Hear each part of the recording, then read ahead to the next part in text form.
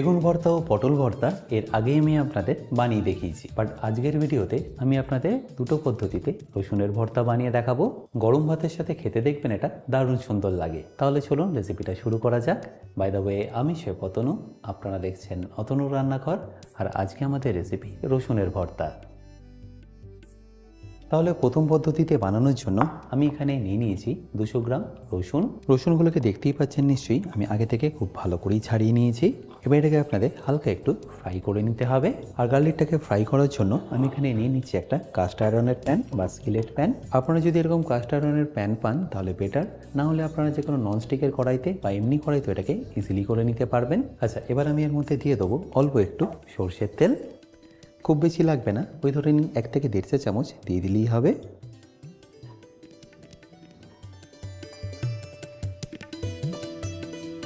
আর তেলটা যখনই হালকা একটু গরম হয়ে যাবে তখন এখানে আমি দিয়ে দেবো রসুনগুলো।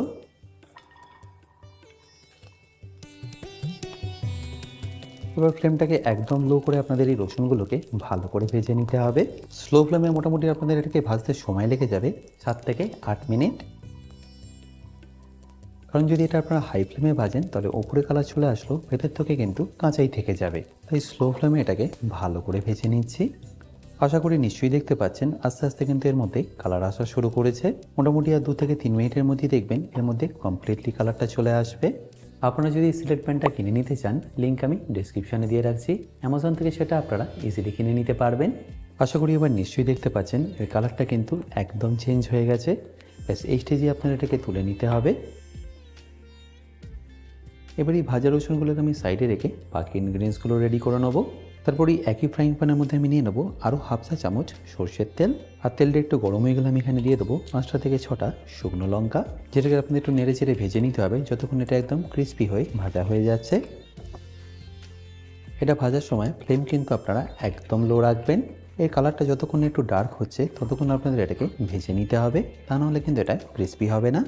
আর যখনই দেখবেন এরকম ডার্ক কালার এসে গেছে তখন এটাকে তুলে ওই একই প্লেটের মধ্যে রেখে দিন।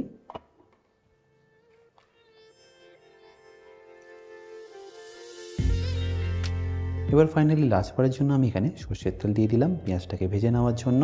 আর তেলটা একটু গরম হয়ে গেলে আমি তাতে দিয়ে দেবো কালো জিরে, আর তারই সাথে হাফ চা চামচ গোটা জিরেও। আর সেগুলোকে একবার ভালো করে মিশিয়ে নিয়ে দিয়ে দিন এখানে পেঁয়াজ।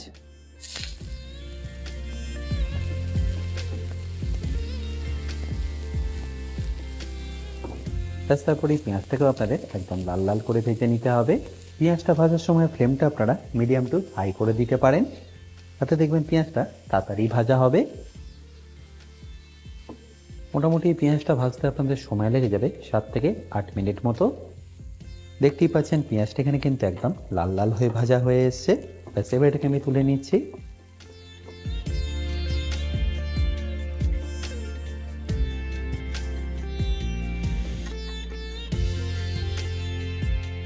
এবার এই পেঁয়াজটা যতক্ষণ ঠান্ডা হচ্ছে ততক্ষণ আমি আপনাদের সেকেন্ড রেসিপিটাও বানিয়ে দেখাচ্ছি। তারপর দুটোই একসাথে আমি আপনাদের মেখে দেখাবো। এবার দ্বিতীয় প্রসেসে রসুন ভর্তা বানানোর জন্য আমি এখানে নিয়ে নিয়েছি খোলা সমেত রসুন 200 গ্রাম, যেটাকে আমি ডাইরেক্টলি দিয়ে দেবো প্যানের মধ্যে। আর এর মধ্যে চাইলে আপনারা অল্প একটু সর্ষের তেল দিয়ে দিতে পারেন, ওই ধরে নিন 1 চা চামচ মতো। তারপর এটাকে ভালো করে মেশাতে থাকুন। এই সময় ফ্লেমটা কিন্তু আপনারা একদম লো রাখবেন। আর তারপর এটাকে লাল লাল করে আপনাদের ভেজে নিতে হবে। এরপর যখনই দেখবেন এর মধ্যে হালকা একটু এরকম কালার চলে এসছে তখন এটাকে ঢাকা দিয়ে আপনারা কুক করে নিন আরও 4 থেকে 5 মিনিটের জন্য। আচ্ছা, এখানে বলে রাখি, আপনারা যারা এখনও আমার অতনু রান্নাঘরের অ্যাডভান্স কুকিং কোর্সটা নেননি তারা নিয়ে নিতে পারেন আমার নিজস্ব ওয়েবসাইট www.otonurannakar.com থেকে। এই কোর্সটা মেনলি রেস্টুরেন্ট স্টাইল খাবারের ওপর। রেস্টুরেন্টে কি গ্রেভি বা কি সস বানিয়ে রাখে যার জন্য আপনাদের 10 থেকে 15 মিনিটের মধ্যেই এই খাবারটা পরিবেশন করতে পারে, সেই সব কিছু আমি শিখেছি এই অ্যাডভান্স কুকিং কোর্সে। এই কোর্সের লিঙ্ক আমি যদিও ডিসক্রিপশন বক্সে দিয়ে রেখেছি, তাও বলে রাখি কিনতে যদি আপনাদের কোনো রকম অসুবিধা হয় আমার সাথে এই হেল্পলাইনে যোগাযোগ করতে পারেন। 2 থেকে 3 মিনিট পরে আমি ঢাকনাটাকে আপনাদের সরিয়ে দেখাচ্ছি। আশা করি নিশ্চয়ই দেখতে পাচ্ছেন এর মধ্যে কিন্তু অলরেডি কালার চলে এসছে, আর এটা কিন্তু এখনও পারফেক্টলি রেডি হয়নি। তো এটাকে আমি আবারও ঢাকা দিয়ে কুক করে নেবো 2 থেকে 3 মিনিটের জন্য।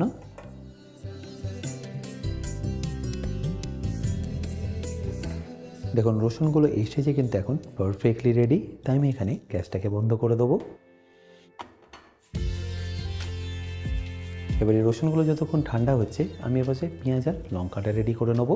তার জন্য আবার আমি এখানে গ্যাসটাকে অন করে নিচ্ছি আর তারপর তাতে দিয়ে দিচ্ছি সর্ষের তেল। এখানে আপনাদের 2 চা চামচ সর্ষের তেল নিয়ে নিতে হবে। আর তারপর তেলটা একটু গরম হয়ে গেলে তাতে দিয়ে দিতে হবে 1 চা চামচ গোটা জিরে। আর জিরে থেকে খুব সুন্দর একটা গন্ধ বেরোলে আমি এখানে দিয়ে দেবো পেঁয়াজ, যেটাকে আপনার ফ্লেমটাকে মিডিয়াম রেখে ভালো করে একবার ভেজে নিতে হবে। বাট আগের ভর্তাটার মতো এটাকে আপনাদের লাল লাল করে ভাজতে হবে না, জাস্ট এর কাঁচা গন্ধ না যাওয়া অবধি এটাকে একবার ভালো করে ভেজে নিন। এরপর যখনই দেখবেন পেঁয়াজটা এরকম ট্রান্সলুসেন্ট হয়ে গেছে তখন এখানে দিয়ে দিন কাঁচা লঙ্কা। তারপর এটাকে পেঁয়াজের সাথে ভালো করে একবার ভেজে নিন।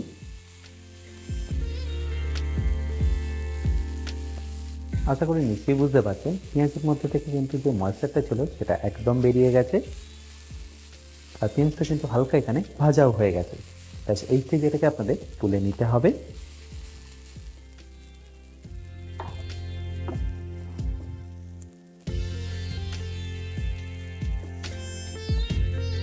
আর এবার সেই পেঁয়াজটা যতক্ষণ ঠান্ডা হচ্ছে ততক্ষণ আমি এখানে রসুনটাকে ছাড়িয়ে নিচ্ছি। আর এটা ছাড়ানো দেখবেন এখন খুবই সিম্পল, জাস্ট এইভাবে খোলাটাকে খুলে নিলেই দেখবেন এটা পারফেক্টলি রেডি। এবারই একইভাবে আমি বাকিগুলো ছাড়িয়ে নেব।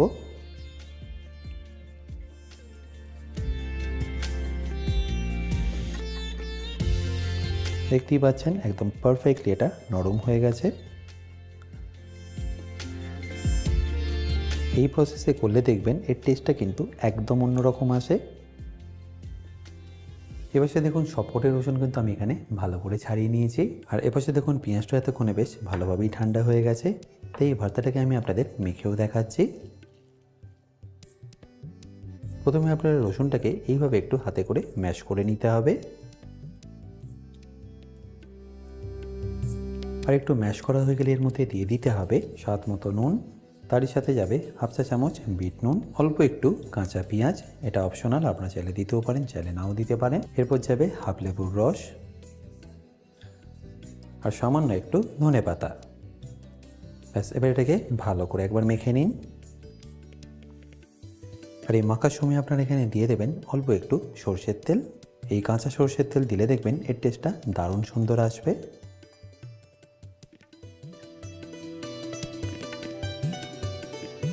এবার যে ভাজা পেঁয়াজটা আছে সেটার সাথে এটাকে ভালো করে মিশিয়ে নিন।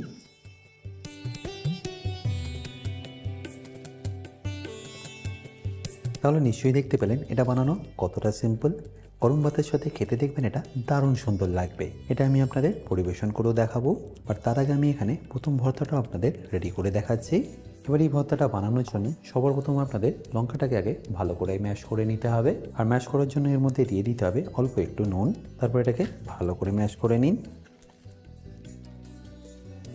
দেখতেই পাচ্ছেন একদম ভালোভাবে এটা ক্রাশ হয়ে গেল। ব্যাস এবার আমি এর মধ্যে দিয়ে দেবো রসুনগুলো।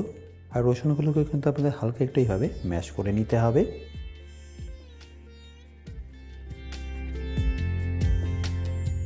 আর ভালো করে একবার রসুনটা মাখা হয়ে গেলেই আমি এটাকে লঙ্কার সাথে মিশিয়ে নেব। আর এরই সাথে দেবো অল্প একটু পেঁয়াজ, সাথে যাবে অল্প একটু কাঁচা সর্ষের তেল আর একটু চটপটা করার জন্য বিট নুন। তারপর ফাইনালি অল্প একটু লেবু রস দিয়ে এটাকে ভালো করে মেখে নিন।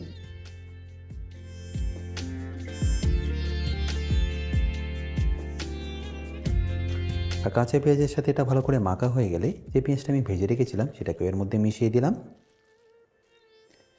আমার কথা মতো একবার এটা বানিয়ে দেখুন, টেস্টটা দেখবেন কিন্তু অসাধারণ আসে। আশা করি দেখে নিশ্চয়ই বুঝতে পারছেন এটা কতটা লোভনীয় লাগছে দেখতে। ব্যাস এবার এটাকেও আমি আপনাদের সার্ভ করে দেখাবো। আশা করি সহজ দুটো রসুন ভর্তার রেসিপি আপনাদের নিশ্চয়ই ভালো লেগেছে। আর যদি ভালো লেগে থাকে অতি অবশ্যই কিন্তু আমাকে কমেন্টে জানাতে ভুলবেন না।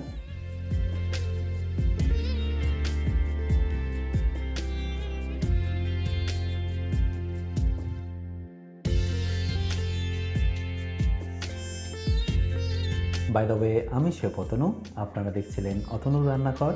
দেখা হচ্ছে আপনাদের সাথে আর একটা নতুন রেসিপি নিয়ে নেক্সট এপিসোডে। ভালো থাকবেন, সুস্থ থাকবেন।